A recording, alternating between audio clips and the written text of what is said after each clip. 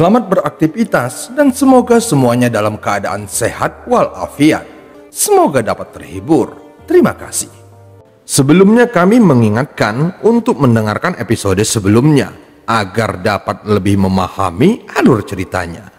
Pagi-pagi sekali orang tua itu keluar dari gerbong kereta dan menarik nafasnya dalam-dalam. Dia mulai melakukan berbagai jenis gerakan. Setelah melihatnya sekilas, Wang Lin sangat terkejut. Meskipun gerakan orang ini tidak memiliki kekuatan menyerang, namun setiap gerakannya akan memperkuat tubuhnya. Jika digunakan secara bersamaan, maka efeknya menjadi lebih baik. Beberapa saat kemudian, lelaki tua itu berhenti dan menghela nafas. Dia ragu-ragu sebentar lalu berjalan menuju Wang Lin. Ketika dia sudah mendekat, dia tersenyum dan bertanya, "Adik, apakah kamu istirahat dengan baik tadi malam?" Wang Lin diam-diam mengangguk. Orang tua itu ragu-ragu sejenak sebelum bertanya lagi.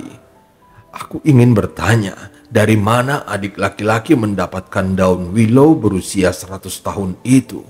Setelah mengatakannya, matanya dipenuhi permohonan. Setelah melihat ekspresinya, Wang Lin segera menjawabnya, "Aku mengambilnya di pinggir jalan." Orang tua itu tanpa mengerutkan keningnya lama sekali. Kemudian dia tersenyum pahit dan berkata, "Adik, kamu sangat beruntung." Tidak peduli bagaimana dia mencoba, dia tidak bisa mendapatkan informasi apapun dari Wang Lin.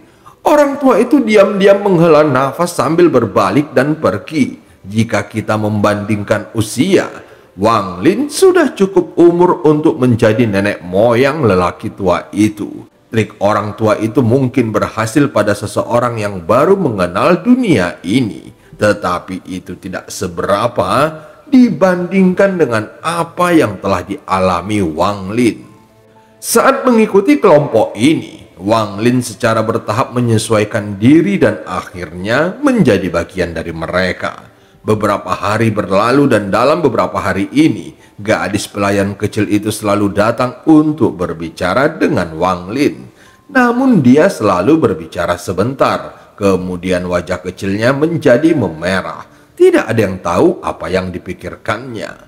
Wang Lin tidak bisa menahan senyum pahit ketika melihat cahaya di mata gadis itu. Dia telah melihat cahaya itu di mata Limu Wan berkali-kali.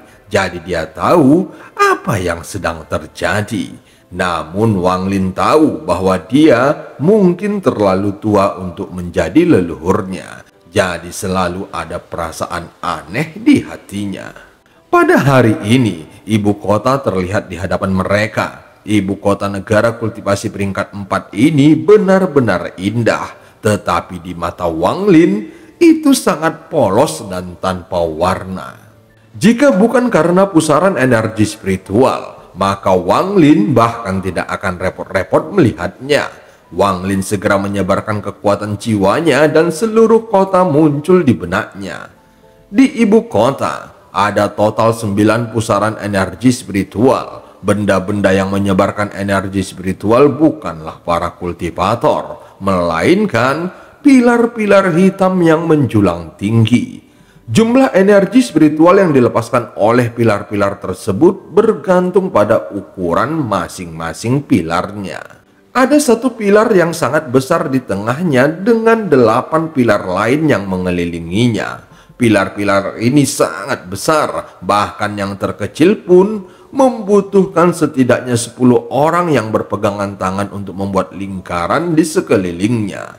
Sedangkan untuk yang terbesar akan membutuhkan lebih dari 100 orang. Ada orang yang berkultivasi di dalam masing-masing 9 pilar. Ada juga formasi di luar pilar yang mencegah kekuatan jiwa memeriksa ke dalam. Tetapi formasi ini sama sekali tidak berguna melawan Wang Lin.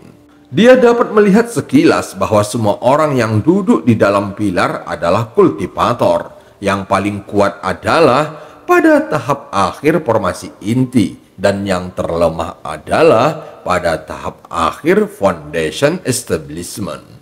Wang Lin sangat tertarik dengan bangunan aneh ini. Saat kelompok itu memasuki kota, Lu Xing memperhatikan bahwa Wang Lin masih menatap ke 9 pilar hitam. Jadi dia berbisik, "Saudara Wang, jangan terus-menerus menatap itu. Jika kamu diperhatikan oleh seseorang, akan ada masalah." Wang Lin menggosok kudanya lalu bertanya, "Saudara Lu, pilar hitam apa itu?" Lu Xing memperlihatkan ekspresi iri dan berbisik, "Itu adalah pilar abadi. Tempat ini adalah ibu kota negaraku, jadi dilindungi oleh makhluk abadi. Itulah sebabnya ada pilar abadi. Raja merekrut pengrajin terbaik di negeri ini untuk membuat 9 pilar ini sesuai permintaan makhluk abadi." Pilar abadi. Ekspresi Wang Lin berubah aneh. Ada makhluk abadi yang hidup di dalam pilar abadi. Ayahku secara pribadi pernah melihat makhluk abadi terbang keluar dari pilar itu. Suara Lu Xing dipenuhi rasa bangga, seolah-olah ayahnya yang pernah melihat makhluk abadi adalah sesuatu yang menguntungkannya. Jika dia tahu bahwa Wang Lin yang telah menghabiskan 7 hari bersamanya ribuan kali lebih kuat daripada makhluk abadi yang dilihat leluhurnya, sepertinya dia akan mengalami shock. Harus dikatakan bahwa jika kultivator yang dilihat leluhurnya hadir, orang tersebut harus dengan hormat memanggil Wang Lin senior. Wang Lin menarik pandangannya. Dia hanya tersenyum tetapi tidak berbicara. Di jembatan antara bagian utara dan selatan ibu kota, Wang Lin mengucapkan selamat tinggal kepada kelompok Lu Xing. Meskipun Lu Xing baru sebentar bersama Wang Lin, namun dia sangat menyayangi Wang Lin.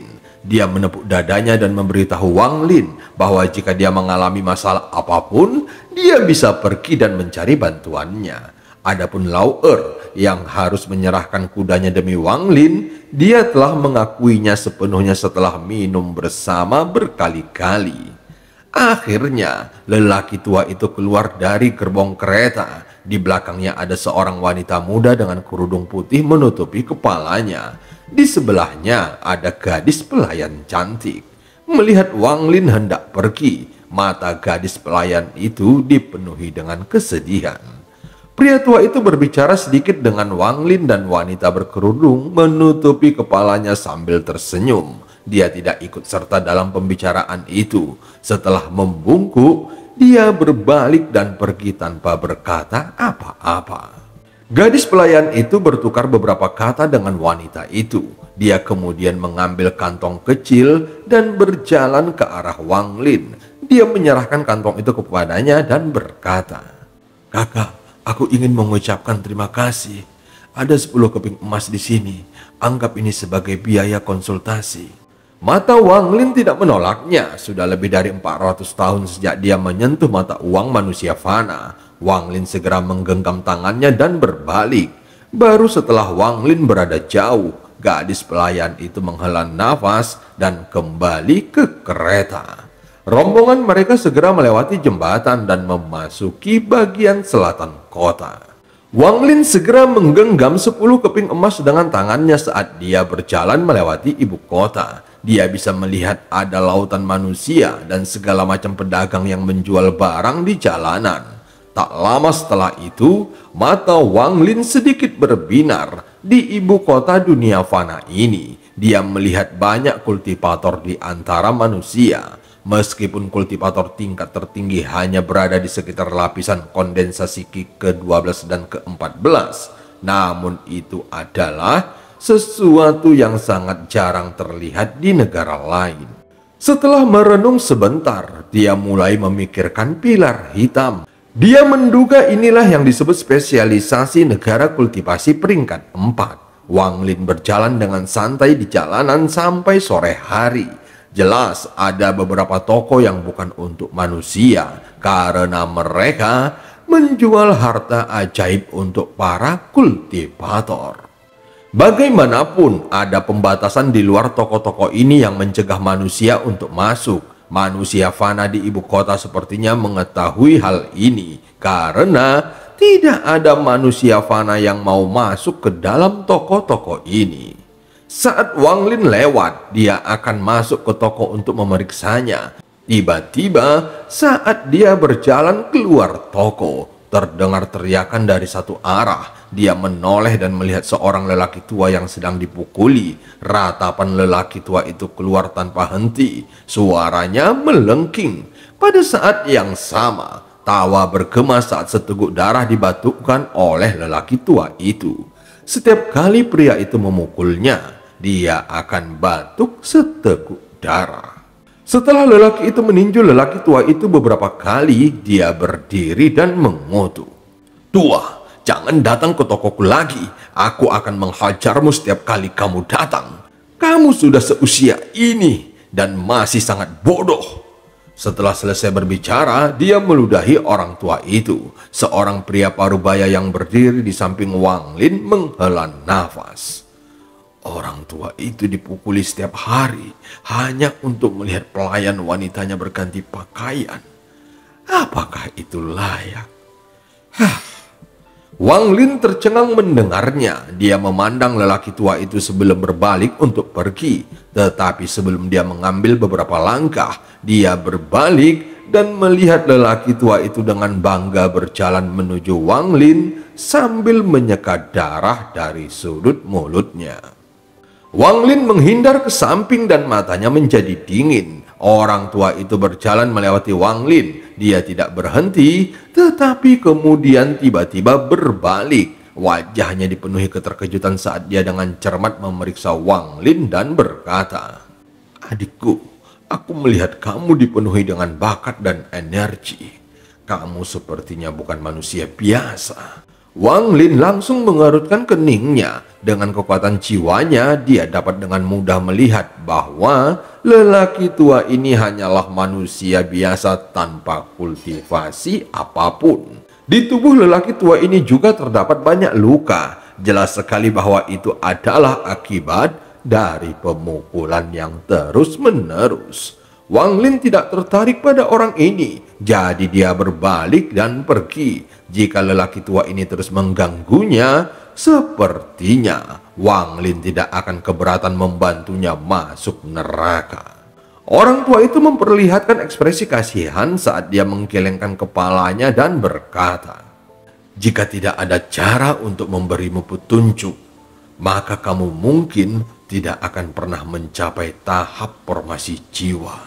Wang Lin tiba-tiba berhenti. Semua tekanan di tubuhnya tiba-tiba terlepas. Dia berbalik dan menatap lelaki tua itu. "Siapa kamu?" Wang Lin langsung berteriak. Orang tua itu tidak merasa tidak nyaman terhadap tekanan Wang Lin. Dia meletakkan kedua tangannya di belakang punggungnya, memandang ke langit, dan dengan suara berat berkata, "Kamu tidak perlu tahu siapa aku.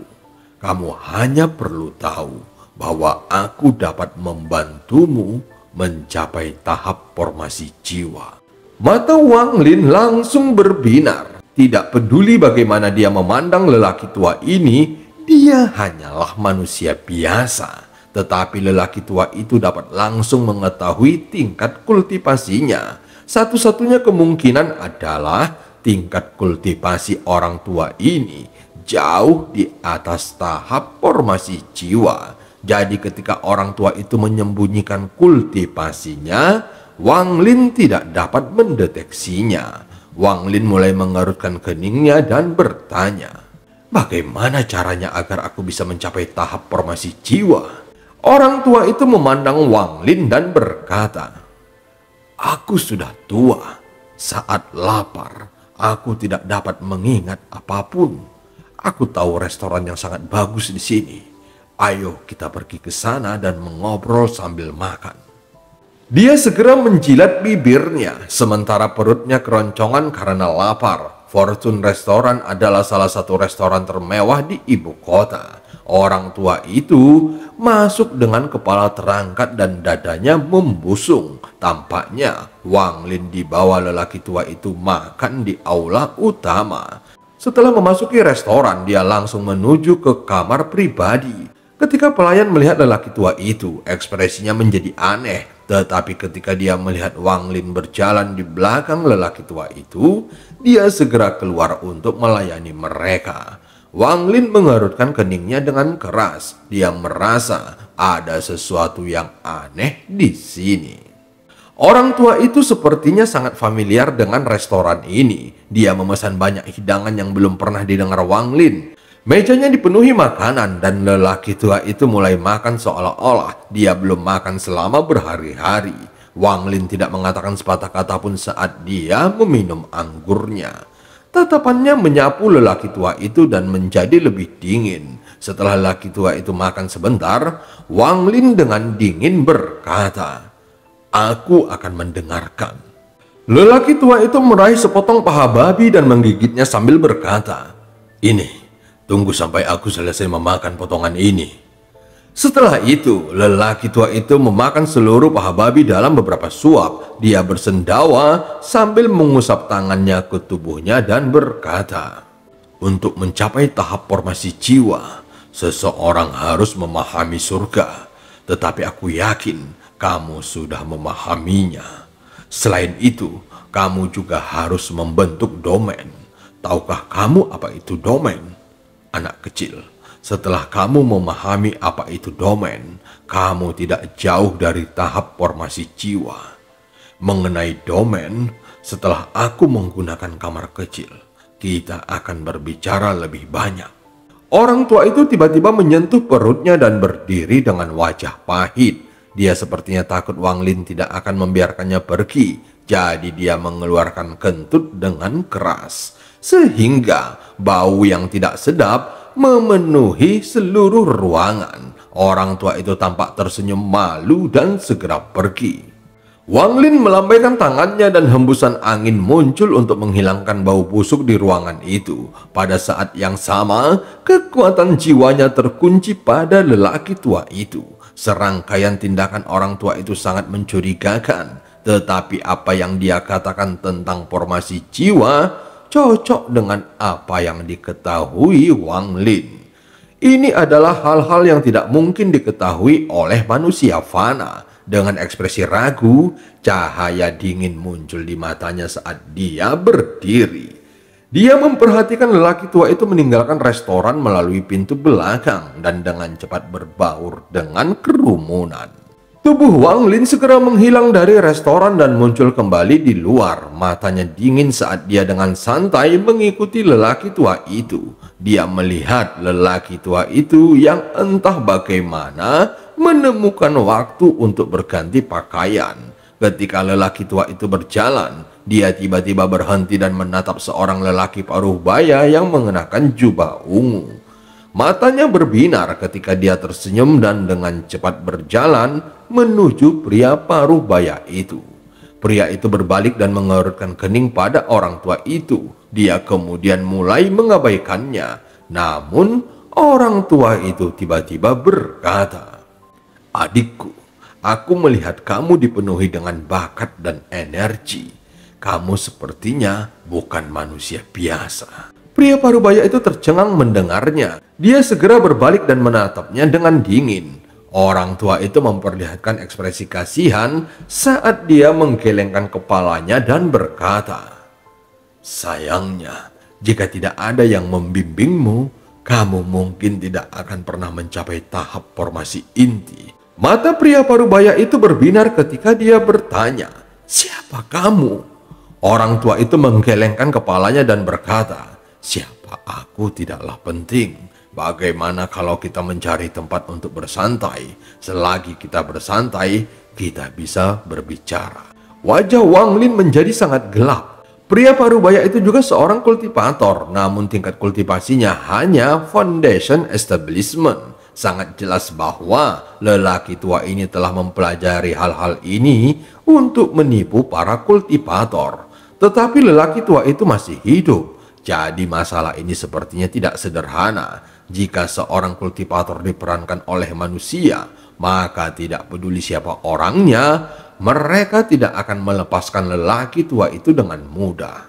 Yang paling membuat penasaran dari semua ini adalah lelaki tua ini sepertinya memiliki kemampuan untuk melihat kultivasi seseorang secara instan. Jika orang tersebut berada pada tahap foundation establishment, maka dia akan mengatakan formasi inti dan begitu seterusnya. Wang Lin mengikuti lelaki tua ini sepanjang sore. Dia ingin mengetahui apa sebenarnya rahasianya. Pada suatu sore, lelaki tua itu telah menipu 4 orang termasuk Wang Lin. Yang menarik, dia hanya meminta makanan dan minuman. Yang terburuk adalah perjalanan ke rumah bordir. Namun 3 orang lainnya, termasuk pria berjubah ungu, tidak memiliki niat untuk membalas dendam. Tampaknya kata-kata lelaki tua itu mempunyai semacam efek magis pada mereka. Semakin banyak Wang Lin melihat, semakin terkejut dirinya. Orang tua itu tampaknya memiliki pemahaman yang sangat baik tentang cara masuk ke ranah kultivasi selanjutnya. Dia bisa dengan santai mengatakan beberapa hal dan mencerahkannya. Akibatnya, tidak ada satupun dari mereka yang percaya bahwa dia adalah seorang penipu. Sebaliknya, mereka merasa seperti baru saja bertemu dengan seorang senior, sehingga mereka menjadi sangat hormat. Setelah beberapa saat, Wang Lin mulai merenung. Kemudian dia menarik kekuatan jiwanya dan berhenti mengikutinya. Orang tua ini terlalu misterius dan Wang Lin merasa lebih baik tidak menggali terlalu jauh tentangnya. Saat ini, pria tua itu sedang menggendong seorang wanita di dalam rumah bordir. Saat kekuatan jiwa Wang Lin menghilang, matanya bersinar. Dia sedikit tersenyum sambil melihat ke arah Wang Lin dan bergumam. Tahap pertengahan Nesensol, haruskah aku membantunya?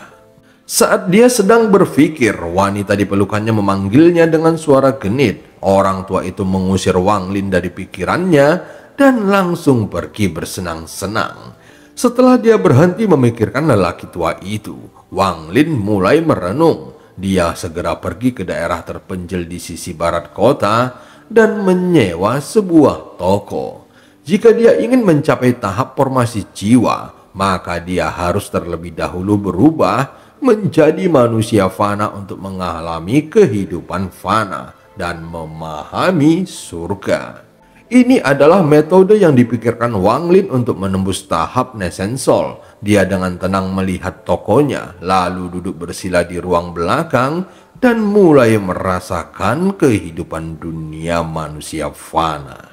Dia sepenuhnya ingin mempersiapkan dirinya untuk menembus batas tahap Nesensol dan memasuki tahap formasi jiwa. Toko yang disewa Wang Lin bukan di jalan utama, melainkan di pinggir jalan. Jika seseorang tidak mencarinya, maka akan sangat sulit untuk menemukannya. Setelah semalaman terjaga, aura merah di sekitarnya semakin mengembun. Saat pagi tiba, Wang Lin membuka pintu tokonya. Seperti manusia biasa, dia membersihkannya. Kemudian tubuhnya berpindah dan menghilang dari kamar. Ketika dia kembali, tas miliknya berisi beberapa pohon besar yang telah dia cabut beserta akarnya. Dia membersihkan kulit pohon dan mengubahnya menjadi balok kayu. Wang Lin mulai mengingat masa kecilnya ketika ayahnya mengajarkannya cara mengukir. Kenangan ini perlahan memenuhi pikirannya. Dia kemudian mengambil balok kayu besar yang berbentuk persegi. Dengan lambaian tangan yang lembut, balok kayu persegi itu dipotong menjadi 10 bagian. Saat Wang Lin mengukir, dia sepertinya mendapatkan sesuatu yang telah hilang selama 400 tahun yang lalu. Dengan setiap pukulannya, dia seperti kembali ke masa kecilnya saat dia tinggal di desa bersama kedua orang tuanya. Saat ini, energi spiritual di dalam tubuh Wang Lin mulai bergerak. Itu menjadi tertanam kuat di dalam patung yang dia pahat. Waktu berlalu dan malam tiba lagi ketika Wang Lin akhirnya sadar kembali. Dia melihat balok kayu di tangannya yang telah berubah menjadi ukiran kayu. Bentuk ukirannya adalah seorang pria parubaya dengan senyuman yang ramah. Pria parubaya itu mengenakan jubah kasar dan tangannya dipenuhi garis-garis yang kasar. Meski ukiran kayu ini sangat kasar, namun tampak hidup. Gelombang energi spiritual menyebar dari ukiran tersebut. Saat Wang Lin menatap ukiran itu, dia mulai merasakan sakit di hatinya. Tangannya dengan lembut mengusap ukiran itu sambil memintanya. Tangannya dengan lembut mengusap ukiran itu sambil berbicara. "Ayah, anakmu sangat merindukanmu." Setelah merenung dalam waktu lama, Wang Lin memindahkan ukiran kayu itu ke samping. Dia mengambil sepotong kayu lagi dan dengan penuh hati mulai mengukir lagi. Malam mulai terasa dingin, tetapi menjalani hari tanpa tidur bukanlah apa-apa bagi Wang Lin. Saat matahari terbit, ukiran yang sedang dikerjakan Wang Lin mulai terbentuk. Ukiran kayu ini berbentuk seperti wanita parubaya, mata yang penuh kasih memandang ke kejauhan seolah-olah sedang menunggu anaknya kembali. Dia meletakkan kedua ukiran kayu itu di samping satu sama lain dan menghela napas panjang sambil mengambil sepotong kayu lagi dan mulai mengukir. Waktu perlahan berlalu, Wang Lin terus mengukir dan hanya beristirahat ketika dia sangat lelah. Dalam sekejap mata, 1 bulan telah berlalu. Jumlah barang di toko Wang Lin berangsur-angsur bertambah. Rak-rak di sepanjang dinding toko dipenuhi ukiran kayu yang tampak hidup. Ada laki-laki dan perempuan, muda dan tua, dan semuanya dalam berbagai pose. Ukiran kayu ini adalah semua penduduk desa yang ada di kampung halaman Wang Lin. Di satu sisi, Wang Lin mencoba untuk menghidupkan mereka kembali.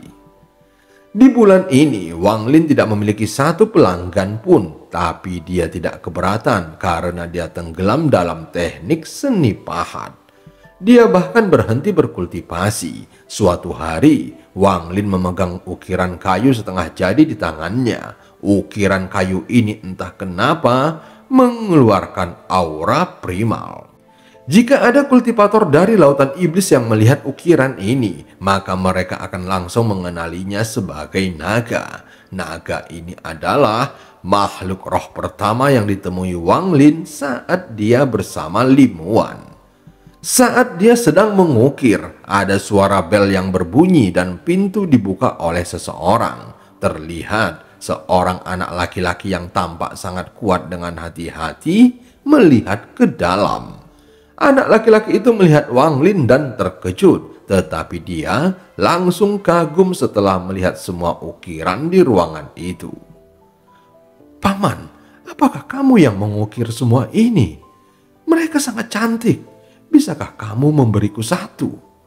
Wang Lin tersenyum dan meletakkan ukiran di tangannya. Dia mengambil ukiran kayu dari salah satu rak. Ini adalah ukiran seseorang yang sangat dikenal Wang Lin yang bernama Wang Hao. Setelah anak laki-laki itu menerima ukiran itu, dia bersorak gembira. Dia memegangnya di tangannya seperti harta karun dan berkata kepada Wang Lin dengan suara yang tajam, "Terima kasih, Paman. Aku dari bengkel besi di seberang jalan. Selamat tinggal." Setelah itu, dia berlari keluar toko dan berteriak, "Ibu, lihat, Paman memberiku ini." Wang Lin berdiri dan berjalan ke pintu masuk toko. Dia melihat seorang pria dan wanita keluar dari toko di seberang jalan. Keduanya menatap anak laki-laki itu dengan penuh kasih. Pria itu mengambil ukiran kayu itu dan matanya tiba-tiba berbinar. Dia berjalan menuju Wang Lin dengan ukiran kayu dan berkata, "Adik, anak-anak tidak terlalu paham berapa harga ukiran ini." Wang Lin menggelengkan kepalanya dan berkata, "Aku memberikannya kepadanya. Itu hanyalah sepotong kayu." Ayah anak laki-laki itu ragu-ragu sejenak. Dia memandang Wang Lin dan tersenyum. "Kamu baru saja tiba di sini kan? Aku belum pernah melihatmu sebelumnya."